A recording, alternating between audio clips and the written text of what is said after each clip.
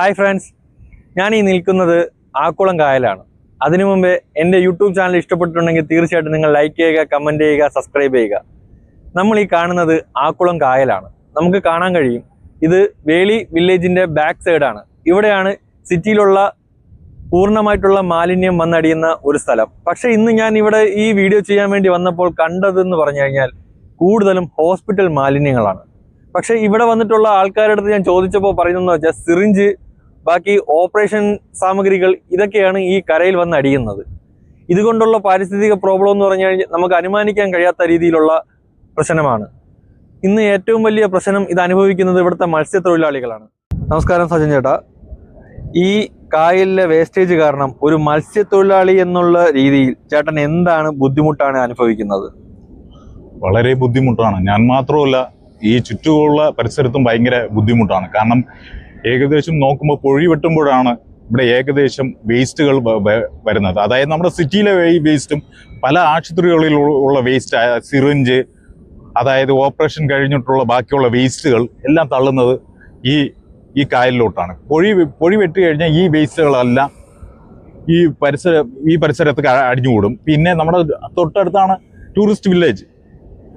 അവിടെ വരുന്ന കുട്ടികളും അമ്മമാരും സഹോദരിമാർക്കൊക്കെ പലവർക്കും ഈ സിറിഞ്ചൊക്കെ കൊണ്ട്, സൂചിയൊക്കെ കൊണ്ട് ഭയങ്കര പ്രശ്നങ്ങൾ ഉണ്ടായിട്ടുണ്ട്. പലവരും അത് കണ്ണടച്ച് പോകുന്നുണ്ട്. കാര്യം ഇത് വളരെ ദയനീയ അവസ്ഥയാണ് ഇപ്പോൾ നമ്മുടെ കായലിൻ്റെ അവസ്ഥ. കാരണം മുൻകാലങ്ങളിൽ ഇങ്ങനെ ഇല്ലായിരുന്നു. കാരണം നല്ല ഒരു ഈ കായൽ വെള്ളം നല്ല ശുദ്ധമായ വെള്ളമായിരുന്നു. പലരും വന്ന് കുളിക്കുകയും പല മത്സ്യങ്ങളുണ്ടായിരുന്നു. ഇപ്പോൾ മത്സ്യങ്ങൾ ഒന്നും കാണാൻ പോലും ഇല്ല. എല്ലാം ഇതിൻ്റെ, എനിക്ക് തോന്നുന്നു യഥാർത്ഥത്തിൽ ഈ ആശുപത്രിൻ്റെ വേസ്റ്റാണ് ഇത് മെയിൻ കാരണം അതാണ്. കാരണം ഈ പല ആശുപത്രികളിലും ഇതാണ് അവസ്ഥ. ഈ വേസ്റ്റ് തള്ളാൻ വേണ്ടി മാത്രമാണ് അവർ ഈ കായലിനെ തിരഞ്ഞെടുത്തിരിക്കുന്നതെന്നാണ് ഞാൻ അറിയുന്നത്. അധികാരികളും കണ്ണു തുറക്കാതെ ഇരിക്കുകയാണ്. ഈ ആക്കുളം കായലിൽ കണക്റ്റായി വരുന്നത് പാർവതി പുത്തനാറും ആമ്പഴഞ്ചൻ തോട്. സിറ്റിയിൽ സംബന്ധിച്ചുള്ള പൂർണ്ണമായിട്ടുള്ള മലിനം വന്ന് അടിയുന്നത് ഇവിടെയാണ്. ഇതിനെ സംബന്ധിച്ച് ഇവിടെ രോഗാവസ്ഥ എങ്ങനെയാണ്? ഇവിടെയുള്ള കുട്ടികൾക്കും നിങ്ങൾക്കൊക്കെ?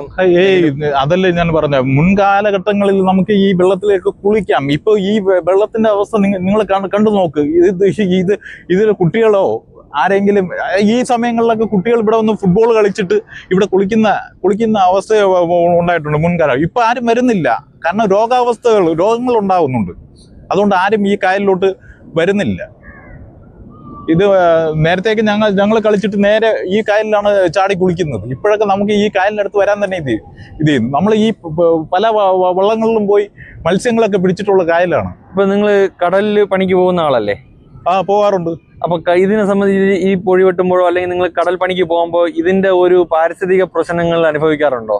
തീർച്ചയായും. കാരണം ഈ വേസ്റ്റുകൾ കടലിലാണ് അവസാനം വലിച്ചുകൊണ്ട് പോകുന്നത്. ഈ വേസ്റ്റുകൾ കടലിലോട്ട് പോകും. പിന്നെ കടലിൽ അത് ഇതാവും. കാരണം കടൽ അടിച്ച് നേരെ ഈ കരയിൽ. ഇവിടെ മാത്രമല്ല, ഈ വേസ്റ്റുകൾ തീരദേശ പല സ്ഥലങ്ങളിലും പോകുന്നുണ്ട്.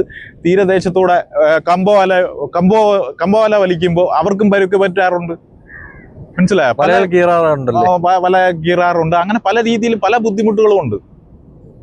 അതായത് ഞാൻ പറയുന്ന ഒന്നുമുണ്ട്. കാര്യം ഇത് ഇപ്പോൾ ഈ അവസ്ഥ, കായലിൻ്റെ അവസ്ഥ വളരെ വളരെ വളരെ മോശമാണ്.